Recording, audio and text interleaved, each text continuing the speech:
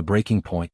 James Mitchell had been sitting in the same uncomfortable chair for 16 hours straight. The Galactic Assembly Hall was a marvel of engineering, a massive sphere that floated in the void of space between three star systems, symbolizing unity and cooperation among the civilized species of the galaxy. Right now, though, it felt more like a prison than a symbol of anything hopeful. Around him, representatives from 47 different alien species argued, debated, and discussed the same topic they had been discussing for the past 4 years. Humanity.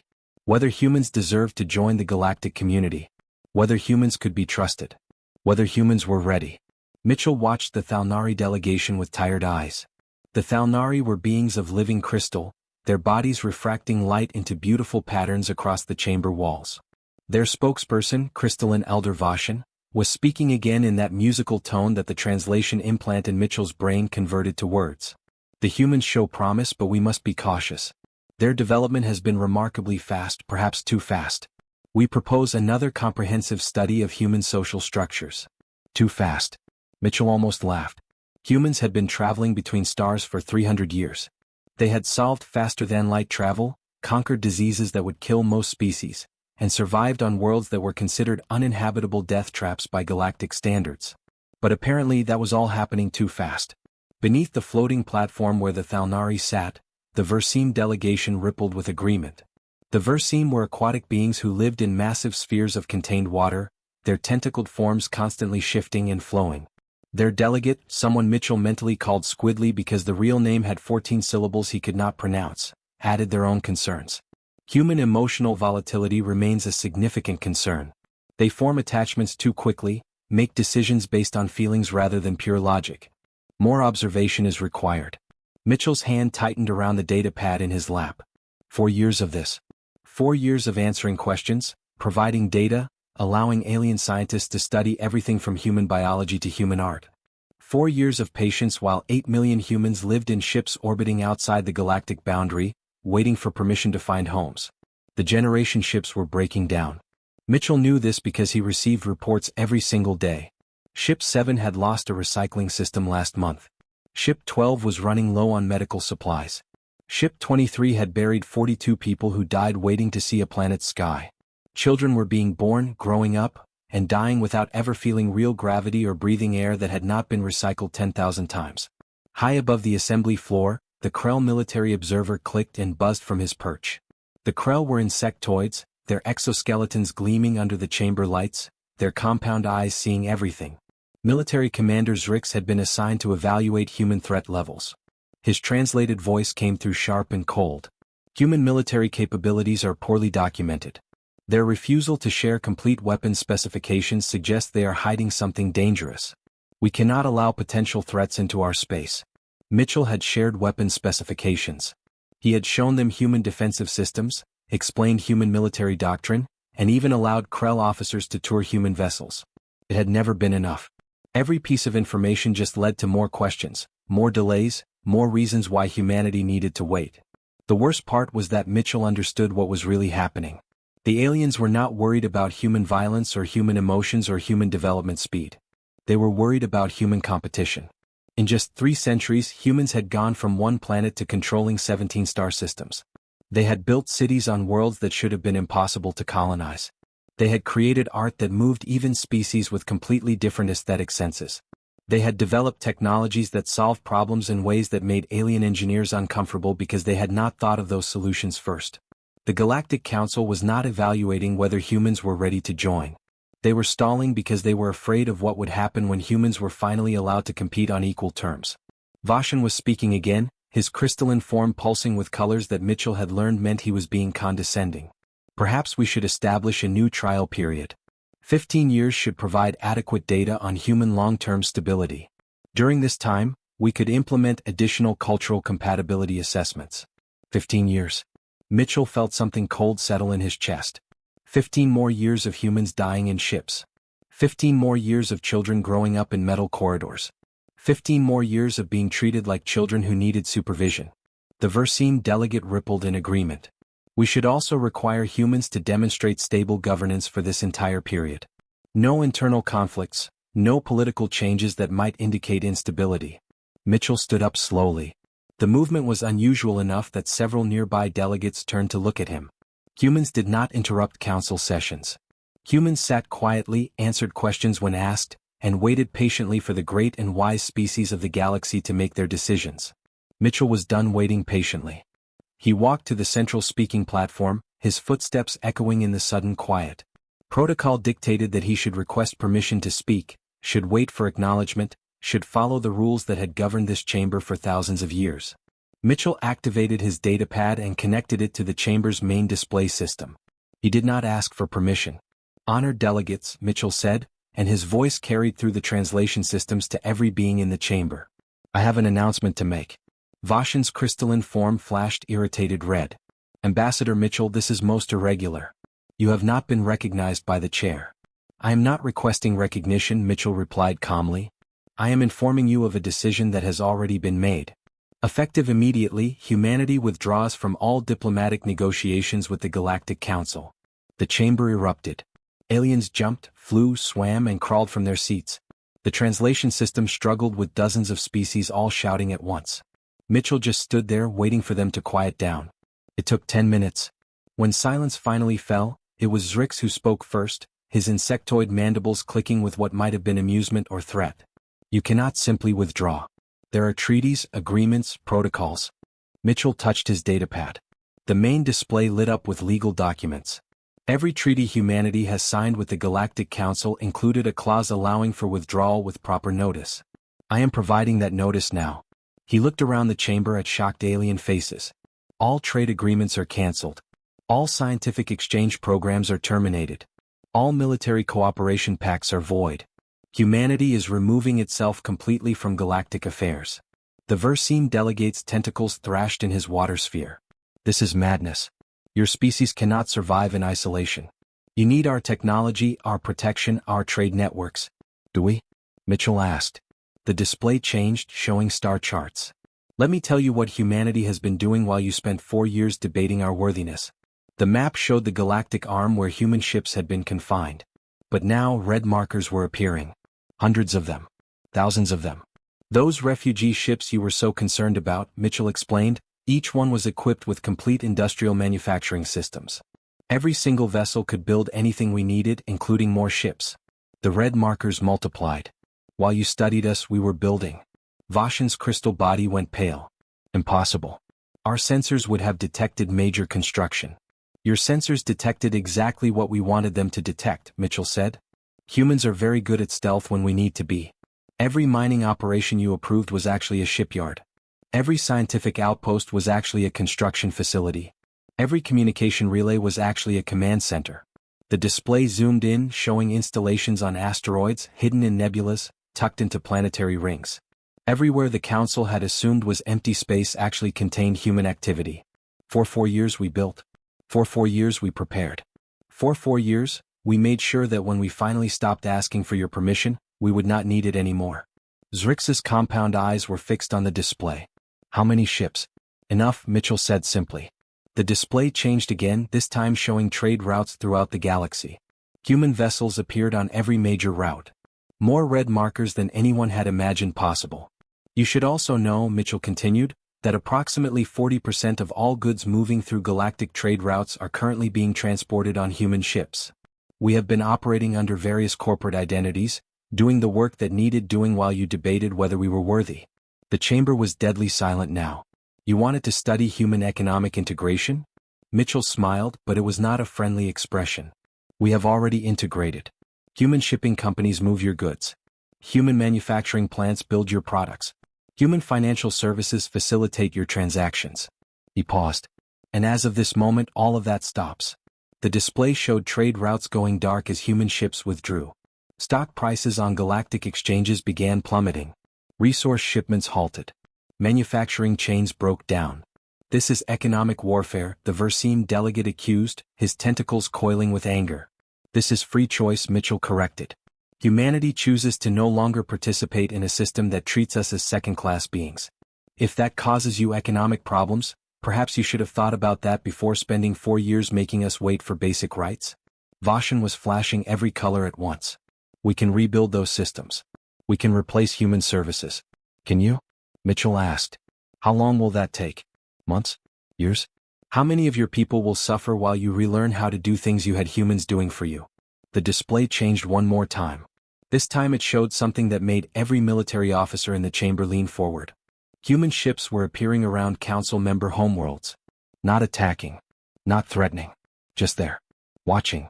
Zrix stood up fully, his exoskeleton scraping against his seat. That is an act of war. That is a statement of capability, Mitchell corrected. Those ships have been there for months. You never knew. They are not armed for attack. They are simply observation platforms. But the fact that they got there without you noticing should tell you something important about human technology. He looked around the chamber one final time. Humanity is done asking for permission to exist. We are done waiting for you to decide if we are worthy. We are done being studied like animals in a laboratory. The age of human patience has ended. What happens next is entirely up to you. The power revealed. The Galactic Assembly Hall had never experienced this kind of chaos in its 3,000-year history. Delegates were shouting, security forces were scrambling, and emergency communication channels were overloading as every species tried to contact their homeworlds at once. James Mitchell stood calmly at the central platform, watching the panic unfold with the detached interest of someone who had expected exactly this reaction. High Arbiter Thessalon, the ancient being who had presided over the Council for 2 centuries, finally managed to restore some semblance of order. Thessalon was a member of the Eternals, a species that had transcended physical form millennia ago, existing as pure consciousness held together by advanced technology. When he spoke, his voice seemed to come from everywhere at once. Ambassador Mitchell, you have created a crisis that threatens the stability of the entire galactic order. Thessalon's form shimmered with what might have been anger or concern. Your actions today could destabilize economies, disrupt supply chains, and cause suffering to billions of beings across hundreds of worlds. Mitchell met the Arbiter's gaze without flinching. With respect, High Arbiter, humanity has been suffering for 4 years while you debated our fate. 8 million humans have been living in deteriorating ships, breathing recycled air, eating synthetic food, and dying without ever seeing a planet's surface. If the galaxy experiences some inconvenience while adjusting to our absence, perhaps that will teach a valuable lesson about treating other species with basic dignity. Before Thessalon could respond, the main display flickered. Every screen in the chamber went dark for a moment, then lit up again with a new image. A human woman appeared, wearing a dark military uniform with symbols that the aliens had learned to recognize as indicators of high rank. "Greetings, Council delegates," the woman said. Her voice was calm, professional, and absolutely certain. "I am Admiral Rebecca Stone, Supreme Commander of the United Human Defense Fleet. While Ambassador Mitchell has been representing humanity in diplomatic matters, I have been representing humanity in other capacities." Behind Admiral Stone, the aliens could see what was clearly a military command center. Humans in uniforms moved between consoles displaying tactical information. Everything looked efficient, organized, and disturbingly advanced. For 4 years, you have debated whether humanity poses a threat to galactic security, Stone continued. You have studied our weapons, analyzed our military doctrine, and evaluated our defensive capabilities. Today I am going to show you what you missed while you were busy looking at what we wanted you to see. The display split into multiple screens. Each one showed a different location in space. Asteroids, nebulas, planetary rings, and what had appeared to be empty void. But now in each location structures were appearing. Not just small outposts, but massive installations that had somehow remained invisible to galactic sensors. Zrix, the Krell military commander, was frantically working his own datapad. His mandibles clicked in agitation. How is this possible? Our sensor networks cover these entire regions. There should be no way to hide construction on this scale. Human stealth technology has been operational for 70 years, Stone explained. We learned early in our space exploration that sometimes the best defense is not being seen at all. Every installation you are looking at now has been active for at least 2 years. Some have been operational for much longer. The display focused on one particular installation, a massive ring structure wrapped around a small moon. That is Facility 7, one of our primary shipbuilding centers. It can construct everything from small scouts to full battle carriers. Production capacity is approximately 200 vessels per standard year. The display shifted to another location. That is Research Station 42, where our scientists developed the quantum displacement drives you are looking at now. They allow our ships to move through space in ways your physics models say should be impossible. Vashan's crystalline body had gone completely transparent with shock. You have been advancing your technology while pretending to be primitive. You lied to us. We never lied, Mitchell interjected from his position on the floor. We answered every question you asked truthfully. We showed you what you asked to see. We simply did not volunteer information you did not ask for. You assumed human technology was inferior because you wanted to believe we were less advanced. That was your mistake, not our deception. Admiral Stone continued her presentation. The display now showed something that made every species in the chamber fall completely silent. It was a schematic of a ship, but unlike any vessel anyone had seen before. The design was sleek, purpose-built, and unmistakably created for warfare. This is the UHDF Determination, humanity's first complete battle dreadnought. She is 3 kilometers long, equipped with weapon systems that can engage targets across multiple dimensions, and protected by defensive fields that can shrug off anything in the current galactic arsenal. The Admiral paused. She is also one of 24 identical vessels currently operational throughout human space. 24, Zrix repeated, his voice barely above a whisper. 24 dreadnoughts. His compound eyes were fixed on the schematic. Our intelligence suggested humans had perhaps 3 capital ships. Your intelligence was shown exactly what we wanted you to see, Stone replied. The dreadnoughts are just the most visible part of our fleet. We also have 473 heavy cruisers, over 2,000 destroyers, and approximately 15,000 smaller vessels ranging from corvettes to scouts. The numbers kept appearing on the display, each one larger than what galactic intelligence had estimated. The council delegates were beginning to understand just how thoroughly they had been deceived. But Admiral Stone was not finished. The display changed again, this time showing the homeworlds of council member species. Around each planet, small icons appeared, representing human ships in orbit. As Ambassador Mitchell mentioned, our observation platforms have been monitoring your worlds for some time now. Stone's expression remained neutral. These are not weapons platforms. They are simply watching, listening, and learning. But I want you to understand something important. She leaned forward slightly. If these were weapons platforms, you would already be defenseless. Thessalon's energy form pulsed with alarm. You dare threaten the council itself? I'm not threatening anyone, Stone corrected. I am stating facts. Human ships reached your homeworlds without detection. Human technology operates in your space without your knowledge. Human commerce has become essential to your economy without you realizing it. She gestured to the displays around her. These are not demonstrations of hostility. They are demonstrations of capability. The Versine delegates' tentacles were writhing in distress. What do you want? What are your demands? Stone looked genuinely surprised. Demands? We are not making demands. We are making statements of intent. She counted off on her fingers. Statement 1. Human colony ships will proceed immediately to systems we have identified as suitable for settlement. Statement 2. Human trade vessels will operate on routes we determine are profitable. Statement 3. Human exploration fleets will map whatever regions of space we find interesting. Statement 4. Human sovereignty will be respected as equivalent to any council member species. And if we refuse? Vashan managed to ask, his light patterns dim with shock. If we say these terms are unacceptable? Then you will learn the difference between human patience and human determination, Stone replied quietly. Everything you have seen today represents us being diplomatic. We could have taken what we wanted 4 years ago. We could have simply moved into systems and forced you to deal with it. But humans prefer to solve problems without violence when possible. She paused, and when she spoke again, her voice carried a weight that made even the most powerful beings in the chamber feel small. However, if you choose to oppose us militarily, you will discover why nothing on Earth ever managed to make humans extinct. You will learn what happens when a species that survived ice ages, supervolcanoes, and global wars decides to stop being polite. You will find out what human warfare looks like when we are not trying to make friends. The display showed the dreadnought again, but now the schematic was animated, showing weapon systems activating. Energy readings appeared that made several military officers gasp in recognition of their destructive potential. Each dreadnought carries enough firepower to sterilize a planetary surface. Stone continued in that same calm tone. We built them because humans have a saying, hope for the best but prepare for the worst. She looked directly into the camera. We hoped for diplomacy. We prepared for war. Which one you experience is now entirely your choice. Mitchell stepped forward again. You have 6 standard hours to decide. Remove all restrictions on human movement, recognize human sovereignty, and accept us as equal members of the galactic community. Or discover what happens when 8 million humans who have been patient for 4 years finally lose their patience completely. He looked around the chamber at the shocked, frightened faces of beings who had, just hours ago, felt completely secure in their superiority. Choose carefully, he added. Because this is the only offer you are going to get. Admiral Stone's image disappeared from the screens, replaced by a countdown timer. 6 hours.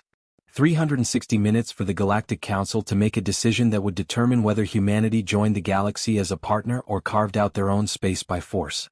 Thessalon's energy form was flickering rapidly, a sign of intense internal debate. This is blackmail. This is negotiation from a position of strength, Mitchell corrected. For 4 years, we negotiated from a position of weakness, asking for what should have been given freely. That got us nowhere. Today we are negotiating from a position of strength. The results, I think, will be very different. Around the chamber, delegates were frantically communicating with their governments. Economic advisors were calculating the cost of losing human shipping services. Military strategists were evaluating whether their fleets could counter vessels they had not even known existed. Political leaders were weighing the costs of war against the costs of accepting humanity as equals. Zrix stood slowly, his exoskeleton gleaming under the lights. You have planned this very carefully. We have, Mitchell agreed. Humans are good at planning. We are good at preparing. We are good at working toward long-term goals even when the immediate situation looks hopeless. He smiled slightly. You spent 4 years studying human biology, human culture, and human history. Perhaps you should have paid more attention to human strategic thinking. The countdown timer continued its relentless march toward zero. 6 hours to decide the fate of galactic civilization. 6 hours to choose between accepting a new equal partner or facing a war against an enemy that had been preparing for this moment since the day humans first entered Council space. In ships scattered across the galaxy, 8 million humans watched the broadcast and waited. They had been patient for 4 years.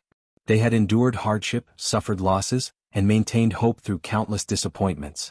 Now, finally, their patience was about to be rewarded. Or their anger was about to be unleashed. The choice belonged to the Galactic Council. The timer showed 5 hours and 58 minutes remaining.